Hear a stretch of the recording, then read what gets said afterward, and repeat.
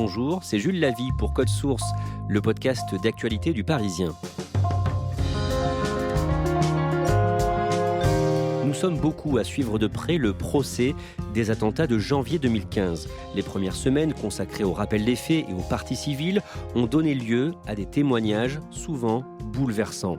Sans prétendre être exhaustif, Code Source vous raconte en 2 épisodes, aujourd'hui et demain, le début de ce procès, à travers le regard des 3 journalistes du Parisien présents à tour de rôle aux audiences, Louise Colcombé, qui interviendra dans le 2e épisode, Zoé Lovresse et Timothée Boutry.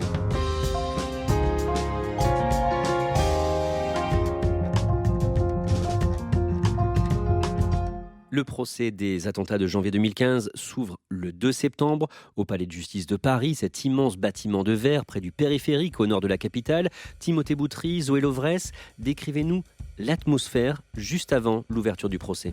C'est ultra sécurisé, il y a des forces de l'ordre partout aux abords du tribunal. On doit vider nos sacs, on doit montrer vraiment patte blanche pour pouvoir entrer. Il y a du monde partout, des avocats partout, des journalistes qui font la queue, des parties civiles qui font la queue aussi. On veut accéder aux salles à tout prix. Il y a aussi une effervescence évidemment médiatique, comme toutes les ouvertures de tous les grands procès, énormément de journalistes, une tension eu égard aux dispositifs de sécurité et on sait qu'on va vivre un moment historique. C'est un procès filmé, c'est rare. Pourquoi ce choix ? C'est pour constituer des archives et pour donner accès à ce matériel aux chercheurs, aux historiens qui vont pouvoir travailler sur ce moment très important de notre histoire judiciaire. Stéphane Charbonnier dit Charb, Jean Cabu dit Cabu, Georges Wolinski. Les attentats de janvier 2015 ont fait 17 morts, de nombreux blessés, 12 morts le 7 janvier au total dans l'attaque contre Charlie Hebdo. Selon un témoin, les tireurs criaient « Allah Akbar » et affirmaient vouloir venger le prophète. Le lendemain, la policière municipale Clarissa Jean-Philippe a été tuée à Montrouge. La France est aujourd'hui devant un choc. Et le 9 janvier, les clients d'une supérette, l'hypercachère de la porte de Vincennes à Paris, ont été pris en otage. Je vais vers Johan et je me tourne et je vois le preneur d'otage, Koulibaly, qui est à la caisse. 4 d'entre eux ont été tués par le terroriste Amédi Koulibaly. Les frères Kouachi, eux, ont été tués le même jour dans l'imprimerie de Dammartin-en-Goële en Seine-et-Marne, où ils s'étaient retranchés. Les 2 frères sont tués, l'employé, lui, est sain et sauf. Timothée Boutry, ceux qui ont commis ces crimes sont morts. De quoi sont soupçonnés, en résumé, les 14 accusés ? Alors sur les 14 accusés, déjà il y en a 3 qui sont l'objet d'un mandat d'arrêt, 2 qui sont présumés morts.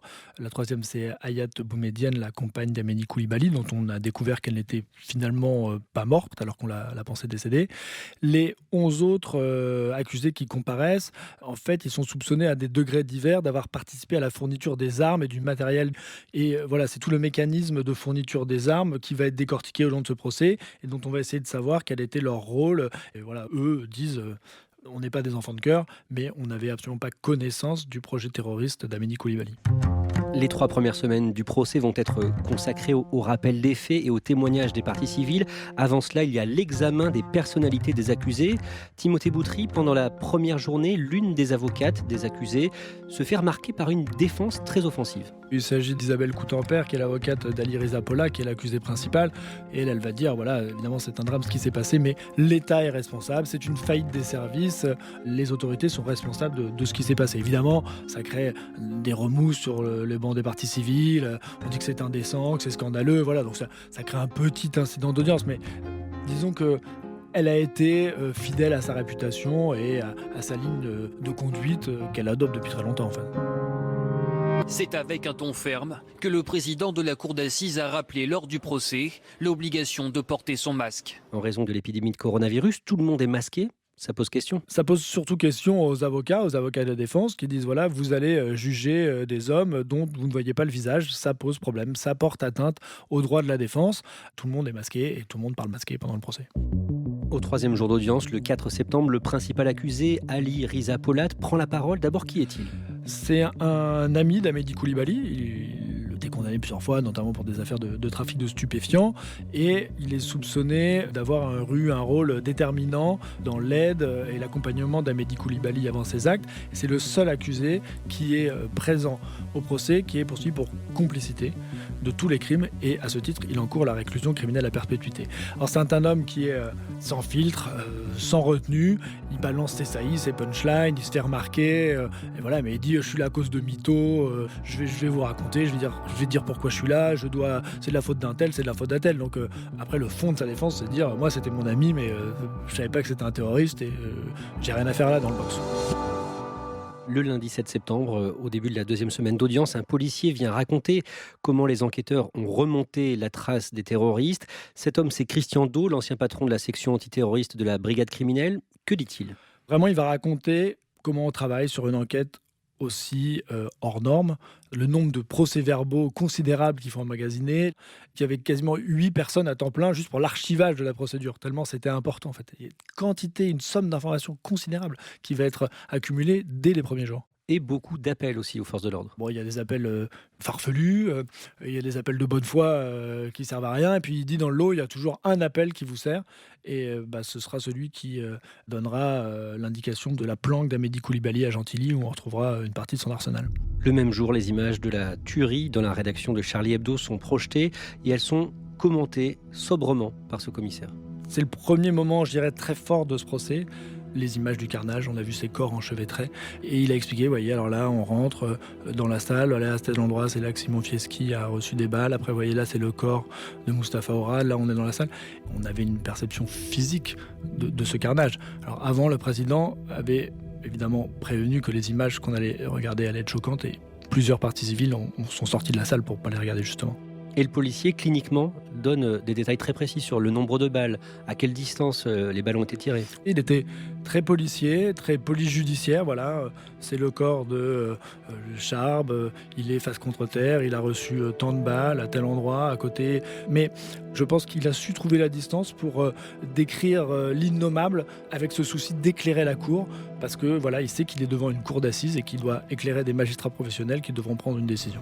La vidéo de la mort du policier Ahmed Merabé, abattu dans la rue boulevard Richard Lenoir dans le 11e arrondissement par Chérif Kouachi, est également diffusée. Et là, ce qui frappe, en fait, c'est le son. Parce que le bruit des kalachnikovs, et là on l'entend, ça résonne dans toute la salle d'audience. Et on voit Ahmed Merabé qui est au sol, et Chérif Kouachi qui s'approche de lui, on sent qu'il y a un échange, elle lui dit « Non mais t'as voulu me tuer, non chef c'est bon », il lève les bras, et il l'abat. C'est d'une violence extrême, parce que c'est le seul meurtre qu'on voit en direct en fait, contrairement au meurtre de Charlie Hebdo. Et d'ailleurs, au moment où ils témoigneront, les proches d'Ahmed Merabé exprimeront toute la douleur qui est la leur et l'indécence qu'ils ressentent à ce que cette vidéo ait été diffusée à l'époque et qu'elle continue à pouvoir être trouvée sur les réseaux sociaux. Et ça rajoute à leur souffrance de la perte de leurs proches. Le mardi 8 septembre, Timothée Boutry, des rescapés de la tuerie à la rédaction de Charlie Hebdo témoignent, notamment la dessinatrice Coco. Alors Coco, elle a évidemment un rôle très important parce que c'est elle qui, malgré elle, va ouvrir la porte aux terroristes. En fait, elle était partie un petit peu plus tôt de la conférence de rédaction pour aller chercher sa fille à la crèche. Elle fumait une cigarette à l'extérieur et puis elle entend Coco, donc elle se retourne. Et c'était les frères Kouachi qui la menacent et qui la font monter en fait. On veut Charb. Et là, elle comprend. Et donc, elle est sous la menace de la Kalachnikov. Elle dit « Je savais que c'était une Kalachnikov parce que Charb dessinait très bien les armes, donc je savais que c'était ça. » Et donc, elle monte les escaliers. En fait, elle arrive au premier étage et en fait, Charlie au deuxième. Et donc, elle essaye d'ouvrir la porte, elle n'y arrive pas. Et là, elle mime devant la scène, elle se met accroupie, même à la barre. Elle dit « Je suis désolée, je suis désolée. » Et elle dit « Je pensais qu'ils allaient m'abattre parce que j'avais pas trouvé la bonne salle. » Elle s'est relevée, ils sont montés d'un étage. Elle a ouvert la porte. Et ils sont rentrés, et puis il s'est passé ce qui s'est passé. Elle s'est réfugiée dans une première salle, elle a entendu, elle l'a vécu à l'extérieur. Et une fois que ce sera fini, qu'ils seront repartis, elle va découvrir tous les corps de ses amis dans la salle de rédaction. Elle va venir en aide aux blessés. Et évidemment, elle reste très marquée par ce qu'elle a vécu. Une autre rescapée de Charlie Hebdo témoigne, la chroniqueuse judiciaire Sigolène Vincent. Elle va raconter, elle aussi, ce carnage. Elle était dans la salle de rédaction, elle a entendu du bruit, et elle dit « Moi, j'ai tout de suite su que c'était ça, parce qu'elle dit Charlie Hebdo, les menaces, donc elle a tout de suite compris. Elle se lève, elle se cache derrière un petit muret, elle entend le bruit des balles, et elle dit « Voilà, j'avais accepté de mourir. » Et elle se posait la question, est-ce que ce sera rapide, une balle dans la tête? Est-ce que ce sera une balle dans le poumon? Ce sera un petit peu plus long. Et voilà, elle avait intégré ça.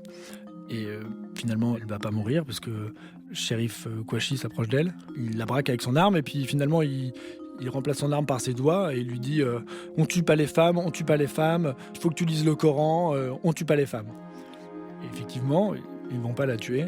les frères Kouachi vont partir. Et après, on la voit sur la vidéo se lever et on voit l'effroi sur son visage. En fait, elle se prend le visage dans les mains parce qu'elle découvre ce qui s'est passé. Voilà, elle a vécu en direct la mort de ses amis et elle a cru qu'elle allait mourir. Et c'est vrai que cet après-midi, entre le témoignage de Coco et celui de Sigolène, je dirais qu'on a été plongé en apnée pendant toute une après-midi. On a eu la tête sous l'eau, on a été dans la salle de Charlie Hebdo pendant toute une après-midi au procès. Personne n'a pu en sortir indemne.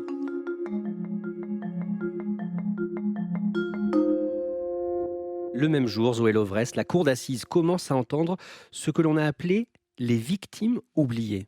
Ça veut dire quoi ce terme ? C'est ces gens qui ont croisé le chemin des frères Kouachi avant leur massacre, avant leur toute première victime, et qui ont été traumatisés par les cagoules, les kalachnikovs, un tir peut-être dans le plafond du bureau, et qui finalement ont encore les répercussions de ce choc de se trouver avec ces hommes hyper armés dans leur bureau, dans leur quotidien. Que racontent ces témoins ? Ils sont toujours traumatisés aujourd'hui ? C'est des gens qui racontent être encore choqués, avoir encore les répercussions physiques, psychologiques de cette rencontre.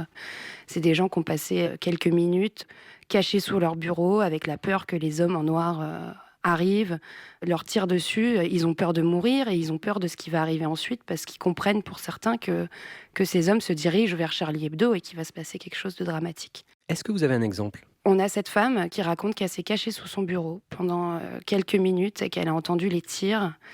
Elle raconte qu'elle souffre de troubles du sommeil, qu'elle a perdu l'appétit, que ses enfants l'ont tenue à bout de bras, qu'elle a été retravaillée très rapidement après ça et que le lendemain, à son travail, elle croise un jogger habillé en noir et elle est toujours traumatisée, elle croit que c'est un Kouachi et elle s'effondre, elle raconte qu'elle tombe par terre sur le trottoir et qu'elle est encore choquée en fait. Et c'est des gens qui ont bénéficié d'arrêt maladie et qui malheureusement, pour la plupart, ont été licenciés ou ont perdu leur travail suite à ces attentats.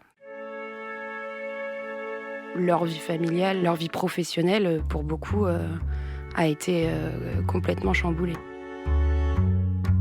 Le jeudi 10 septembre au matin, Timothée Boutry, deux proches de dessinateurs de Charlie Hebdo assassinés, sont à la barre, l'épouse de Cabu et la fille d'Honoré. Cabu avait 76 ans, Honoré 73, et ils ont tous les deux consacré leur vie à leur passion, le dessin. Cabu, en fait, il a très vite commencé à faire du dessin de presse et il était très fier d'être journaliste.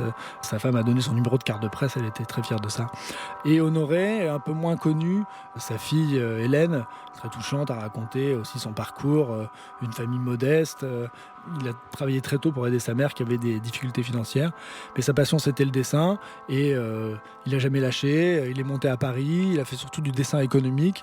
Et puis après, il a réussi à percer et à faire du dessin de presse. Et elle racontait, c'était touchant, que quand elle était petite, il n'arrêtait pas de faire des dessins d'animaux sur les nappes qui lui faisaient deviner quel animal c'était. Et qu'après, les serveurs, évidemment, voulaient garder les nappes. Le même jour, Zoé Lovresse, la mémoire de Charb est évoquée. Stéphane Charbonnier, le directeur de la publication de Charlie Hebdo, ses parents et sa compagne lui rendent hommage, même si cette femme n'aime pas ce mot compagne pour décrire sa relation avec Charb. Elle dit en fait avec douceur, c'est mon amoureux, mais Charb, il voulait pas dire que j'étais sa compagne, il voulait pas, donc elle refuse et elle le dira sur les PV, j'ai refusé qu'on utilise le terme compagne. Et donc, elle raconte son charme, les petits mots, les moments de joie, etc. La dernière soirée, la veille des attentats, cette soirée au resto, elle dira que c'était une soirée douce, joyeuse. Elle est très touchante. À un moment, des dessins de Charb apparaissent sur les écrans de la cour d'assises spéciale. Est-ce que vous pouvez nous donner un exemple de dessin ? Il y a cette femme voilée, tout en noir, de la tête aux pieds, avec à peine les yeux qui dépassent, je crois, mais surtout les fesses jaunes et rebondies qui sortent de ce grand voile. Et dans la bulle, on lit « Chacun fait ce qui lui plaît », en référence à la chanson de Chagrin d'amour. Et en fait, ça fait marrer tout le monde dans la salle. Et dans le box des accusés, certains laissent échapper des rires. On a l'impression qu'ils découvrent un petit peu les dessins de Charb et de Charlie Hebdo. Au fond, l'esprit de Charlie Hebdo, c'est ça. C'est refuser de renoncer à nos libertés, de renoncer au rire. Ça fait du bien, parce que c'est une audience qui est très lourde et que c'est le plus bel hommage qu'on pouvait rendre à Charb. C'était de diffuser son art et d'entendre une salle d'assises qui juge les événements aussi difficiles à rire, parce que le public a beaucoup ri. Enfin, on parle des accusés, c'est vrai, évidemment c'était très marquant, mais dans la salle, les parties civiles, des avocats, des journalistes, ça nous a fait rire, hein, vraiment. C'était le plus beau hommage qu'on pouvait lui rendre.